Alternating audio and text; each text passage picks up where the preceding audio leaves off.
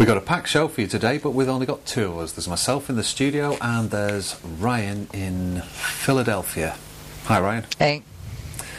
So let's kick straight off with Battlestar Galactica.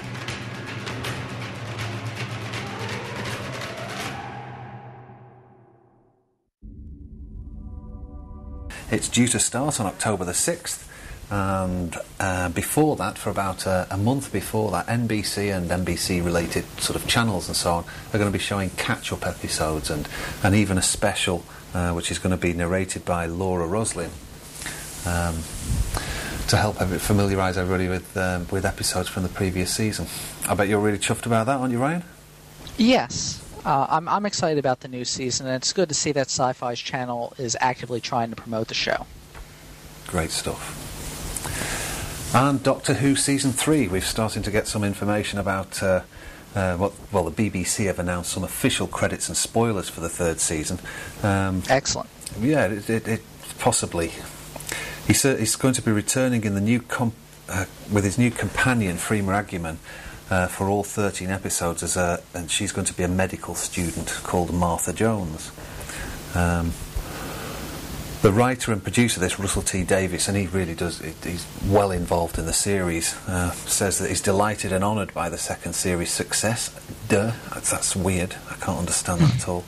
And promises new thrills, new laughs and some terrifying new aliens, which is okay because they seem to have gone through Cybermen and the Daleks, which are probably the scariest ones of all, so we'll see how that goes. And also, I think you've got some news from the States regarding Doctor Who. Is that right, Ryan? Yes. Sci-Fi Channel is going to be picking up the second season. They're going to start airing it at the end of September on September 9th at 9 p.m., where there'll be 2 episodes back-to-back. Excellent. The following week, Battlestar Galactica premieres, in which case that'll take the 9 p.m. slot, and Doctor Who will move up to the 8 o'clock slot. So Battlestar Galactica and Doctor Who doing a double act on a Friday night. Yeah, it isn't necessarily the most logical pairing, but it really rounds out the night, because you have one show which is quite serious, and then you have Doctor Who, which is pretty lighthearted. Which is not. It's not serious. Yeah, trying to be polite about it. Yeah, we reported on previous SadCAST that it looks like Sci-Fi Channel won't be buying Season 2.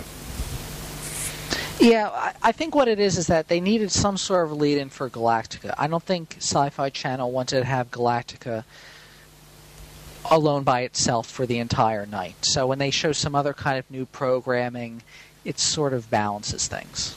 One of the reasons that they might have decided to pick it up this late in the game is because they've been seeing a loss in ratings for the Stargates on Friday nights. The ratings are quite low, or lower than they should be, compared with previous seasons for Stargates SG-1. So weird, because they're doing... I've been watching the show, and I've been quite impressed with Season 10. Yeah, I mean, these seasons are the best that they have been around in several years.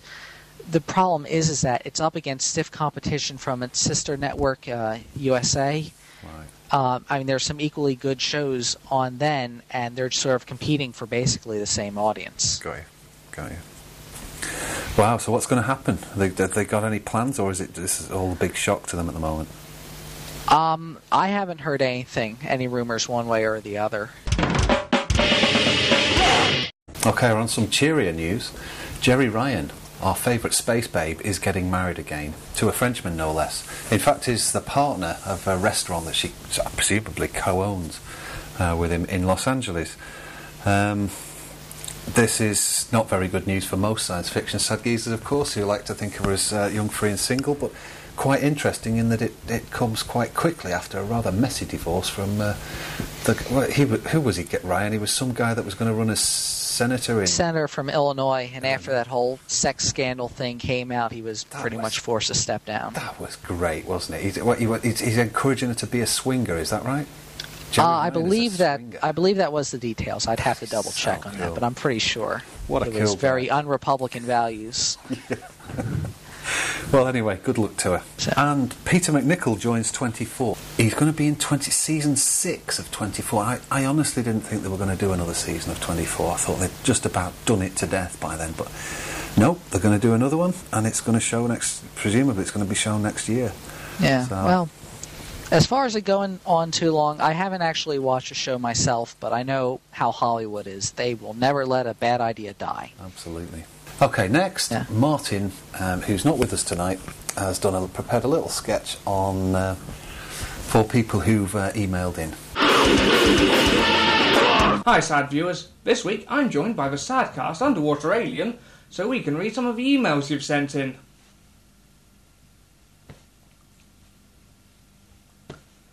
Sarah from Minnesota writes in to tell us, "My dog has no nose. How does it smell?" And she goes on to say, "Quite well, actually. Glad to hear it." This email is from Colin in Swansea. "Dear SadCAST, I really like Doctor Who. Could you give me his email address?" "No, Colin, we can't." And now an email from Rory in South Africa. "Hello, SadCAST. Hello, Rory. I really like that Lex Robotech fella. So do we, Rory. I think you should give him lots more screen time. It is a shame he has been shunned recently and should be allowed back in the fold. Don't worry, Rory will be back with his own section quite soon." And now one last email. "Dear Galacticast, I really enjoy your video podcasts with its witty sci-fi sketches. It's much better than that SadCast with that old guy sitting on his sofa thinking he was on some daytime chat show." You're quite right. And you can email us, you can email Martin and myself and the rest of us at this address, just along here. Oops, no, just along here. The next news item is the I Am Legend film, based on the Richard Matheson book about a man who's living on Earth. In fact, he's the last man living on Earth, and he's going to be played by Will Smith. He's the last man living on Earth in an Earth full of vampires, and he basically, by day, he goes around shooting them and killing them, and at night he huddles in a corner and hides away from them. It's a pretty bleak book, but Will Smith is going to be taking the lead role, and it's going to be starting shooting in New York later this year, and hopefully they'll finish, and it'll be available the end of next year, so I'm looking forward to that. Heard anything about it, Ryan? I haven't heard anything myself. Well, it looks good. It looks good. One of the news items we've seen about films is that The Prisoner's coming to the big screen, which looks really interesting. I believe this is one of yours, is it, Ryan? Yeah, Christopher Nolan is going to be directing a feature film series based on The Prisoner. Janet and David Peoples are set to do the script. I don't know. I don't have anything on a release date or really much with the plot, but I imagine it can't be too different from the actual series. Right. I can. Well, yeah, you're right. Hollywood can really bungle an English production. God, yeah. Okay, Ryan, you've got some news about Death Race 2000. Yes, they are remaking it. This time it's going to be called Death Race 3000, and it's targeted for a 2008 release. Woohoo. Yeah, the original writer, Roger Corman, has been tapped as an executive producer, which basically means he overlooks the scripts. However, the new one is currently being written and directed by Paul Anderson, who did the Resident Evil series. I mean, it should be nice to see a modernized version on this, because right now, looking back, it's kind of painful to watch, just because of how campy and 1970s it was. It is not. It is not painful to watch. It is a beautiful film, wonderfully shot, with lots of very nice, attractive ladies who aren't frightened of taking their tops off. So yeah, I can't wait. With that, we're going to end the show. Short and sweet, but we have, I know I said this last time, but we have a Hitchhiker's Guide to the Galaxy in 3 parts review coming up, and we'll see you again next week. Thanks for watching. I'll see you later. Bye.